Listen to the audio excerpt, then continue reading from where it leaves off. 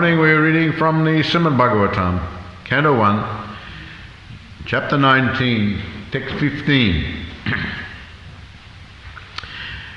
Tamopayatam pratiyantu vipra Ganga cha devi dritachitam ishe Dvijo pasishta kukastakshakova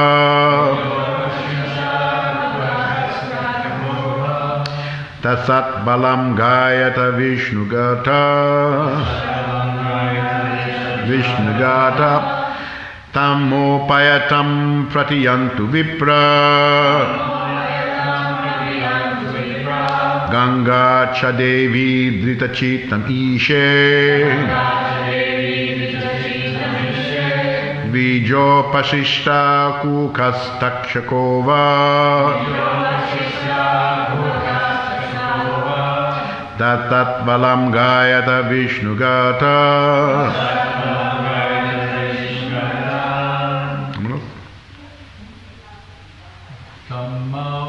Tamopayatam pratiyantu vipra Ganga cha devi dritachittamishe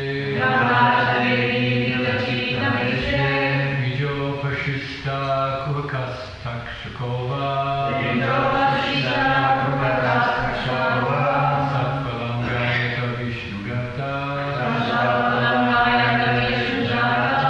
Satvalam gayata Vishnugata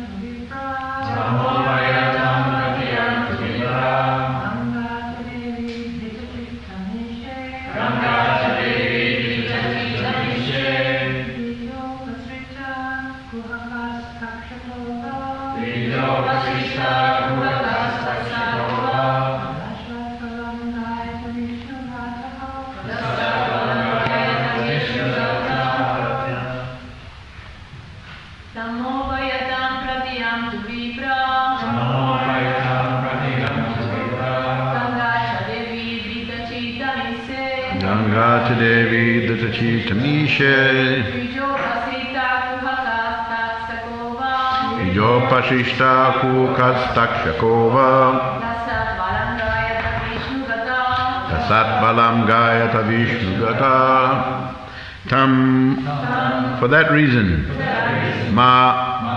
me, upayatam, taken shelter of, pratiyantu, just accept me, vipra, O Brahmanas, Ganga, Mother Ganges, cha, also, Devi, direct representative of the Lord,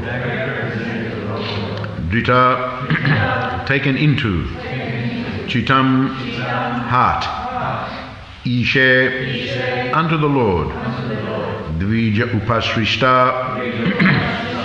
created by the Brahmana, Kuhuka, something magical, Takshaka, the snake bird, Va, either, Dasatu, let it bite, Alam, without further delay, Gayata, please go on singing, Vishnu Gata, narrations of the deeds of Vishnu. Translation. O Brahmanas, just accept me as a completely surrendered soul and let Mother Ganges, the representative of the Lord, also accept me in that way, for I have already taken the lotus feet of the Lord into my heart. Let the snake bird or whatever magical thing the Brahmana created bite me at once. I only desire that you all continue singing the deeds of Lord Vishnu. Translation, please repeat. O Brahmanas, just accept me as a completely surrendered soul. And let Mother Ganges, the representative of the Lord, also accept me in that way. For I have already taken the lotus feet of the Lord into my heart. Let the snake bird, or whatever magical thing the Brahmana created, bite me at once. I only desire that you all continue singing the deeds of Lord Vishnu. Purport: as soon as one is given up completely unto the lotus feet of the Supreme Lord, he is not at all afraid of death. The atmosphere created by the presence of great devotees of the Lord on the bank of the Ganges and Maharaj Parikshit's complete acceptance of the Lord's lotus feet were sufficient guarantee to the king for going back home, for going back to Godhead. He thus became absolutely free from all fear of death.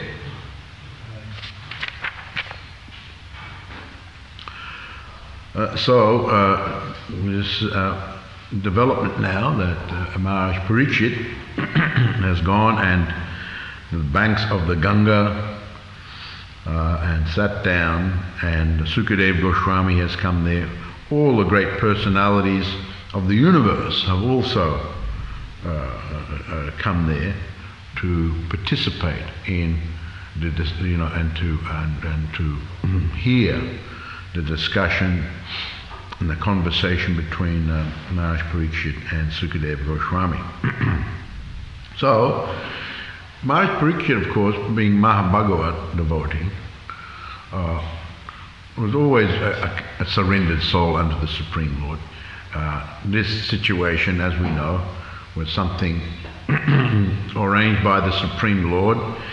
Many unusual things happened. But now, Parikshit Maharaj, now he has got the word that he will be bitten by the snake bird and he will die from that bite.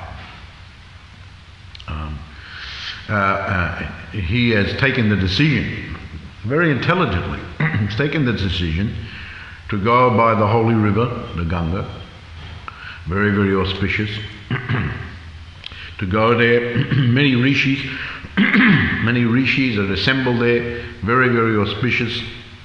Sukadeva had come, very auspicious. He was completely focused on leaving this world, leaving his body, completely surrendered. Please accept me. Now, he was already surrendered, but he wanted the blessings of all these personalities, Ganga Devi, the great personalities there, Sukadeva Goswami, who became his spiritual master. He wanted all these blessings. So this is very, very intelligent. Now Prabhupada says that here at the end of his purport that the atmosphere created by the presence of great devotees of the Lord on the bank of the Ganges and Maharaj Parikshit's complete acceptance of the Lord's lotus feet were sufficient guarantee to the king for going back home, back to Godhead. So one has to, of course, Maharaj Parikshit was very fortunate that he had clear indication. Clear indication, this is the time when I will leave this world. And so he had clear indication from the Supreme Personality of Godhead through the different means that are in 7 days. So he very intelligently made this nice arrangement.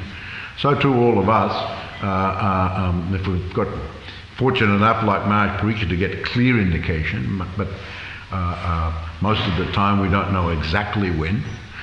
Prabhupada did say on a number of occasions that one has to always be prepared. That's that maxim is that what is that? Plan for the best, but be prepared for the worst. Plan for the best, be prepared for the worst.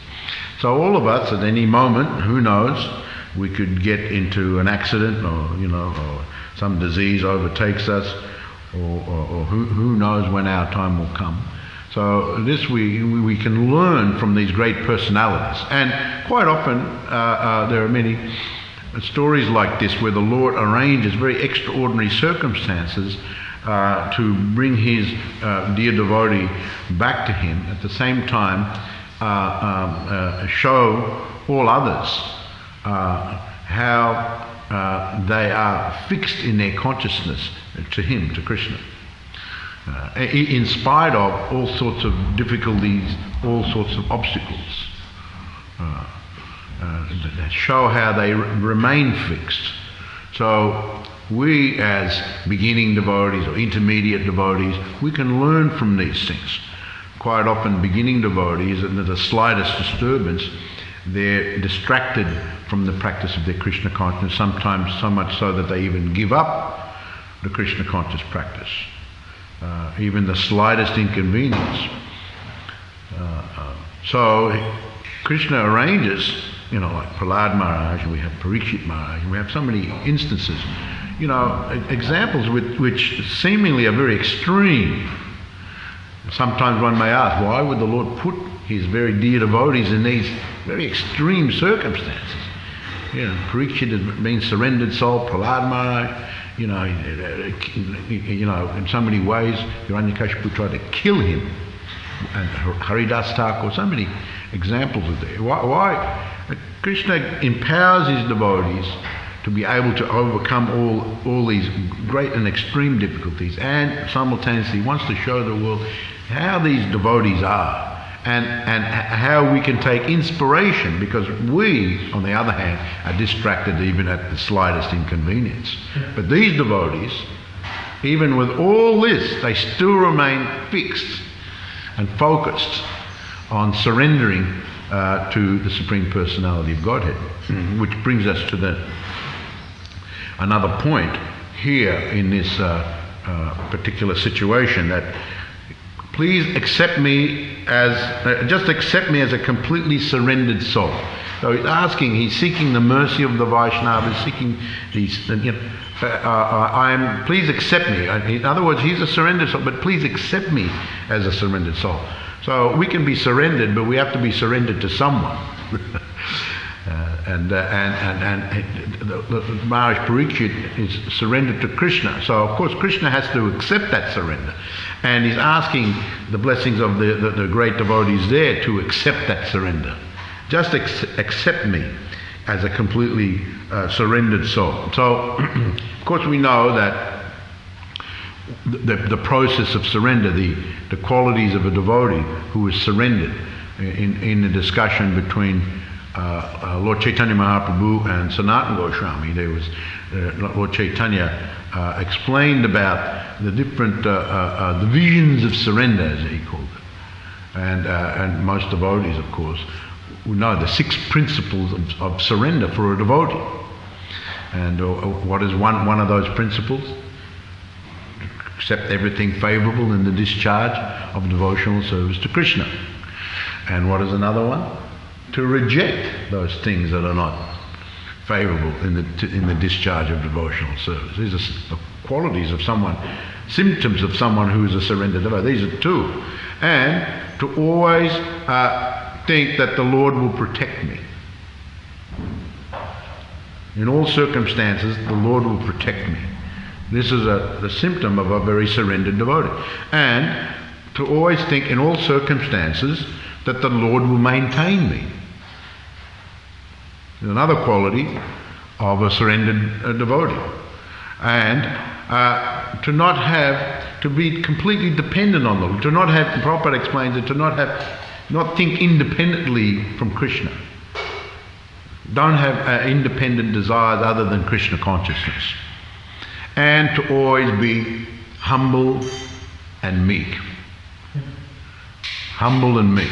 Now in regard to, so this, of course, this was the explanation given by Chaitanya Mahaprabhu to Sanatana Goswami. Now in regard to humble and meek, This is very, very important. And in Bhagavad Gita, in the 15th chapter, Nirmana Moha Jitta Sangha Dosha, Adhyatma Nitya Vinivitaka, Dvanva Vimukta Sukha Dukha Sangha, Gitantya Muda Param Abhyam Tat. It's a very important verse. Those who are free from false prestige, illusion, and false association, who understand the eternal, who are done with material lust, who are freed from the dualities of happiness and distress, and who unbewildered know how to surrender under the Supreme, attain that eternal kingdom. Now Prabhupada says here, the surrendering process described here very nicely. The first qualification, now this goes to the point of the 6 principles of surrender, of being humble and meek. Now the first qualification, one should not be deluded by pride. The conditioned soul is puffed up, thinking himself the Lord of everything. And one who is like that, it is very difficult to surrender unto the Supreme Personality of Godhead, or surrender to anyone. Puffed up. And then Prabhupada says, now what are the steps one can take? One should know by cultivation of real knowledge that he is not the Lord of material nature, that Krishna is the Lord. I am not the Lord. One time Prabhupada said, Krishna God is very easy. You take the I and me out of everything and you put Krishna there. One time Prabhupada was walking on the beach and one disciple said, Prabhupada, when I walk on the beach, it's very difficult to think of Krishna. You know, I see the people here, and I see the ocean and the sand. And Prabhupada answered, said, oh, when I come here, I only think of Krishna. I see the ocean, I think Krishna. I see the sand, I think Krishna. I see the people, they are all parts and parcels of Krishna. So I only see Krishna. So there's a difference between the levels of devotee, isn't it? and one time, it is said actually by Bhaktivinoda Thakur, there is a difference between ordinary devotees and very great devotees. And this is one of the symptoms. They see Krishna everywhere. And another symptom is that just by their speaking a few words, so much effect can be there in the changing the life of a person to bring them to. And Prabhupada one time said, minimum words, maximum effect. This is a very, very whereas perhaps, you know, those who are beginning to, you know, maybe maximum words, minimum effect. Could be conversely like that. But for the advanced devotee, it is the other way. So they're so powerful. So Prabhupada answered like that. I only see Krishna. So first of all, we have to understand that we are not the Lord. Krishna is the Lord. Now, when one is free from delusion caused by this pride, he can begin the process of surrender. He can begin it. So the 6 articles of surrender, or 6 qualities of a devotee who surrendered, accepting things, rejecting things, it's very difficult. One is puffed up, and in illusion, it's very difficult to even start to go along that path. So he can begin for one who is expecting honor in this material world, it's not possible to surrender under the Supreme Person. So Jainmaishwara Shuta Shibi Edamanamanapama Naibahatitum didn't Tamakinchana Gocharam, and it's mentioned in the Srimad Bhagavatam that the pride, there are generally 4 categories that one can be puffed up and very proud of. Janma, the birth, the Janmaishwara, the family. What family you're born in? The birth, high family, aristocratic family. You're in a big family. You can get very puffed up. Janmaishwara, you're very wealthy. You have a lot of opulence. You can get very puffed up. Janmaishwara, Shruta, you're very educated. You're very learned. You can very easily become puffed up. Shuddha, Shribi, and you're very beautiful, you're very handsome, very puffed up. And if you've got a few of these things, very, very. You're beautiful, you're handsome, you're very learned, you're becoming a good family, so on, very wealthy. If you've got all these things, it's very, very difficult. And Prabhupada, in the beginning of the purport to the in the 4th chapter, Tadvidi Pranipatina, he said, they just surrender unto the Guru. The Guru can enlighten you because he has seen the truth. He said that the path of spiritual life is difficult. One needs a lot of knowledge from books like Bhagavad Gita, Srimad Bhagavatam. So Prabhupada elaborates.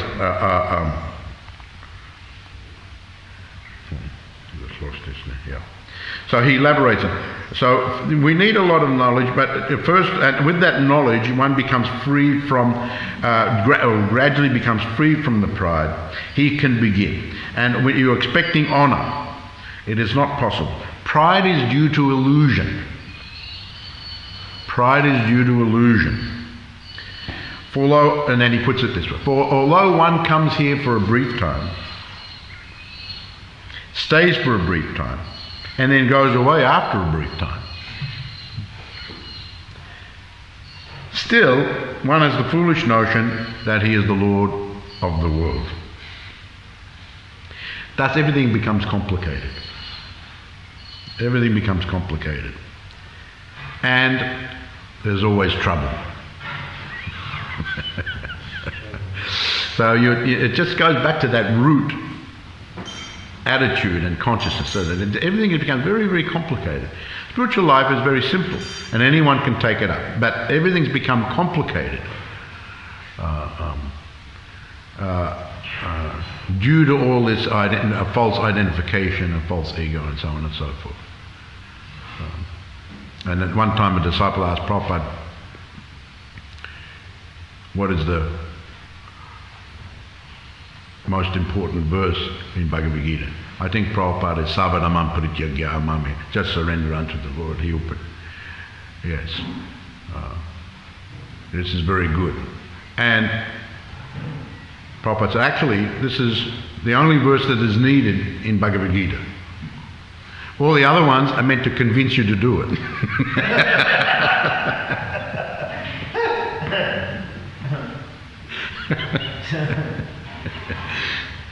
So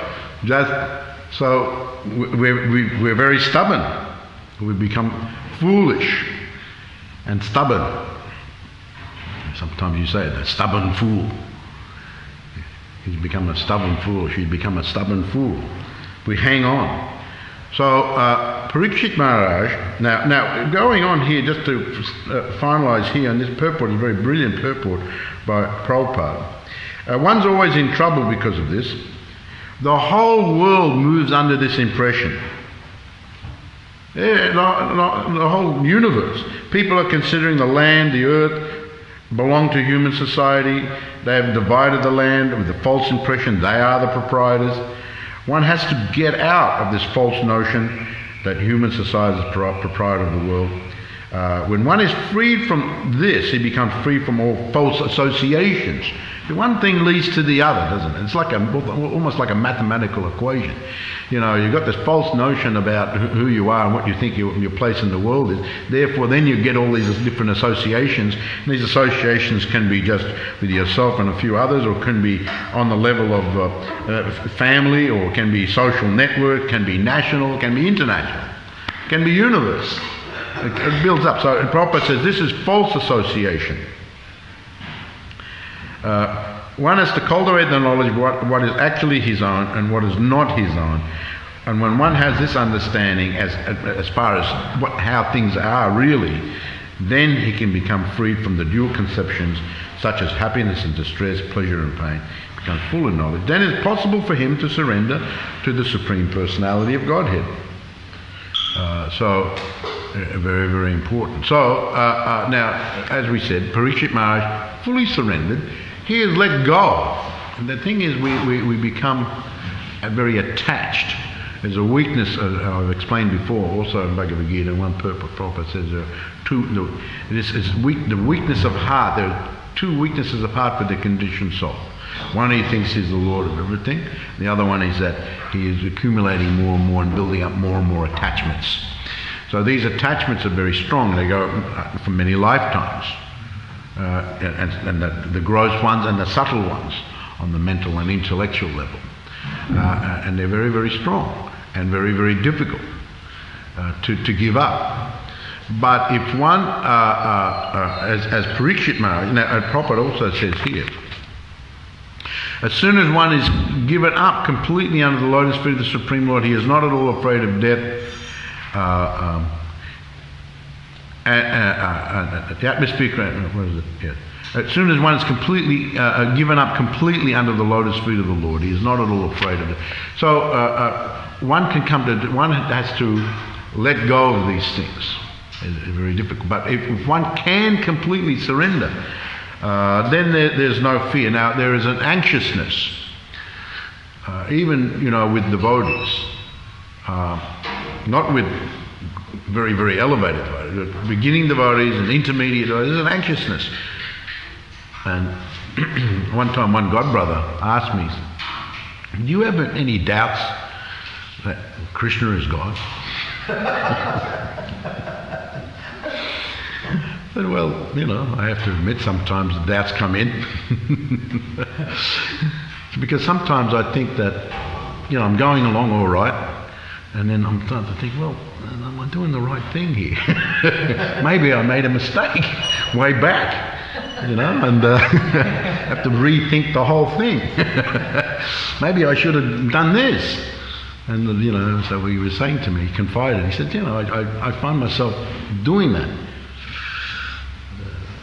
But tasmadagana hurichtam gana chitvanam samsayam atishta tishtabara. Krishna says to Arjuna, the doubts should be slashed by the weapon of knowledge. So therefore we have to always be in practicing Krishna consciousness, and we have to understand these things very nicely from books like Bhagavad Gita, Srimad Bhagavatam, and all the great sadhus. So here the combination was there. And Parikshit Maharaj was able he was very happy about the whole situation.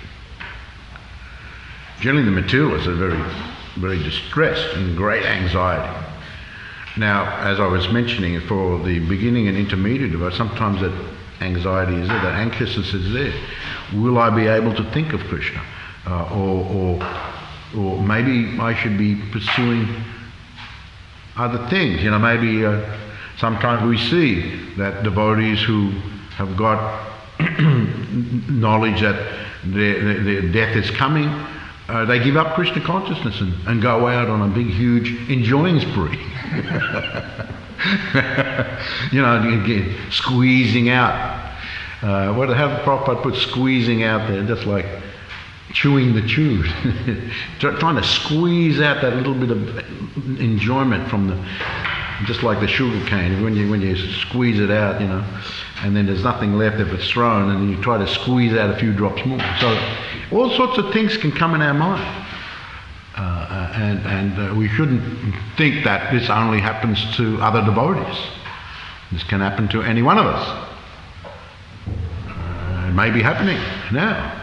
So therefore we have to take shelter, just as Parikshit Maharaj did, just as Haridas Thakur. Haridas Thakur, when his end was coming, he prayed to the Lord, and he grasped onto Lord Chaitanya Mahaprabhu's lotus feet, and he looked up, and he wanted to leave this world. He made that prayer to Lord Chaitanya. He wanted to leave this world, clasping the lotus feet of the Lord, looking up at his lotus feet, and surrounded by devotees doing wonderful kirtan. A very, very blissful way to leave the world. And Parikshit Maharaj. So one has to put themselves in a situation, make a situation for themselves where the atmosphere is like that. See, here we say the atmosphere was very nice for Parikshit Maharaj. So we have to, as devotees, try to intelligently make a nice atmosphere for ourselves, to be Krishna conscious. Especially in the beginning stages, we're not naturally Krishna conscious all the time. In fact, how often are we Krishna conscious? I always remember that was it Giriraj Maharaj, he said to Prabhupada when they walk in your Juhu, he said that, so Prabhupada,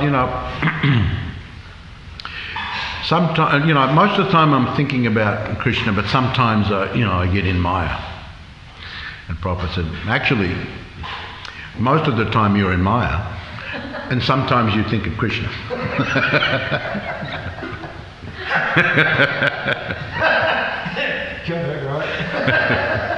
So, a bit of a reality check there.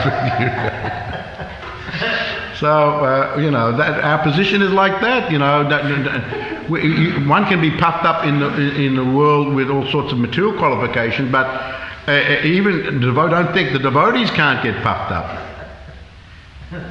In Srimad Bhagavatam, there's mention of the multifarious paths of devotional service according to the qualities of the executor of that devotional service. And how can one know the different levels? And Krishna was actually Lord Kapila Dev speaking to Devahuti. Marge Bhavani Bhavyate. He was speaking, and there's a series of verses there, if you can read, that he said, those who are envious, proud, violent, they're devotees, but it's seen that they're envious, proud, and violent, and so many, that they're practicing devotional service, but are very much afflicted by the mode of ignorance. And those who want honour, want to enjoy materialistic life as well as being a devotee, that's very much devotional service, mode of passion type devotional service. And those who are practicing devotional service, but they're thinking of being freed from suffering, that's a higher level, but that's more mode of goodness. And those who are practicing devotional service, they don't have any expectations about being freed from anything, or honour, or opulence, or envy, or hatred, or anything like that. They're just surrendered to the Lord. They are on the topmost level of devotional service.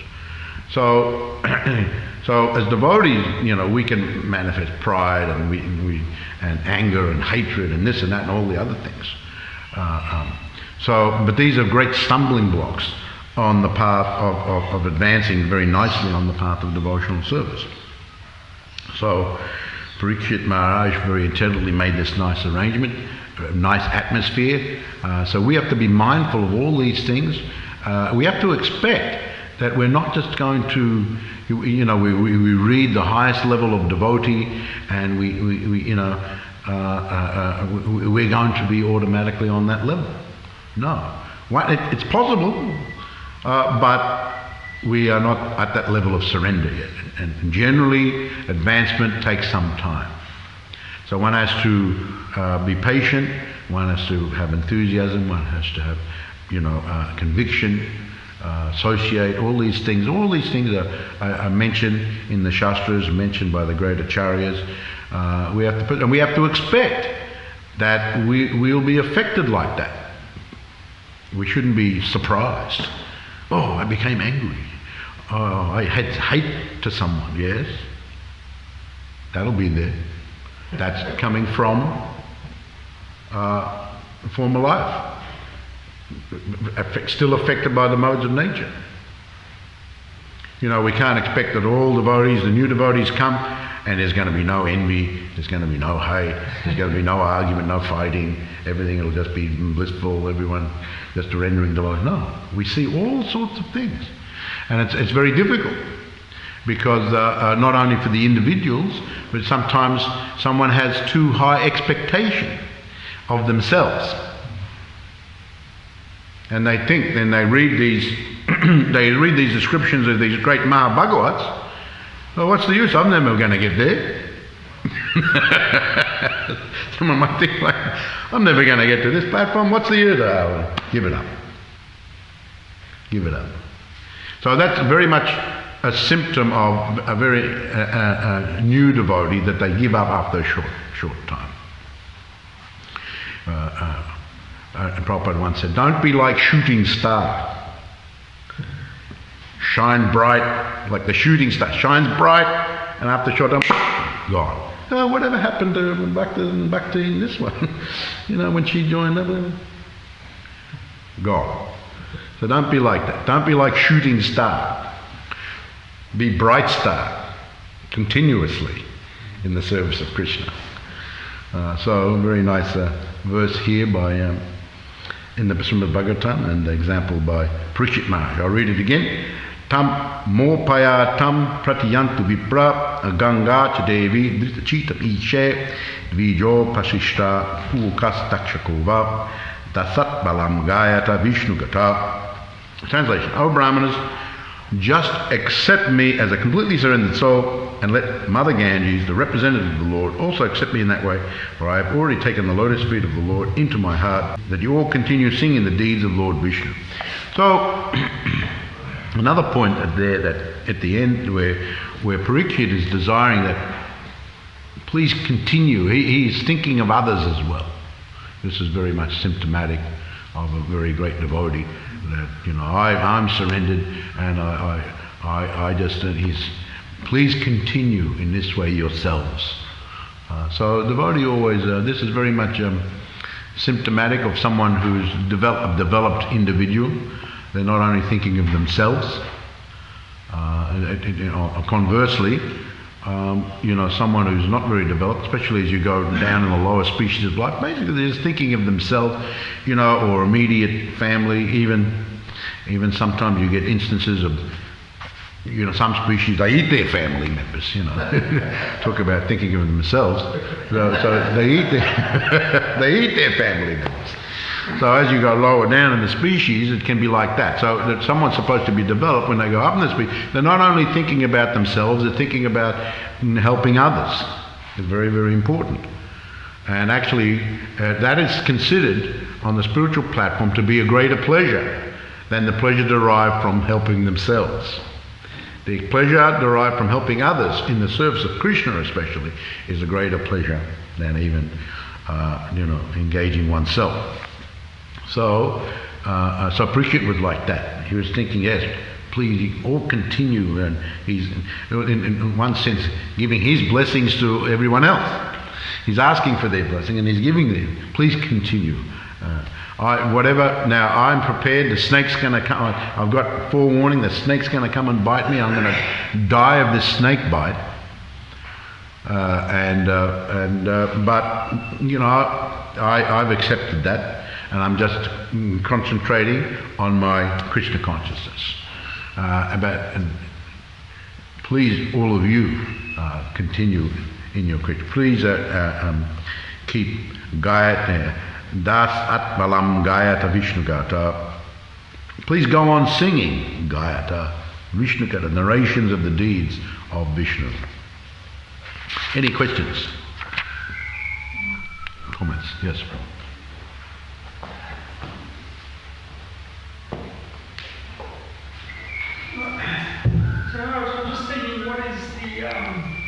We can understand the root cause of pride, because some people can have lots of material opulence. It doesn't automatically mean they'll become pride. Sometimes wealthy people are humble also, but is it part and parcel of false ego, or is it like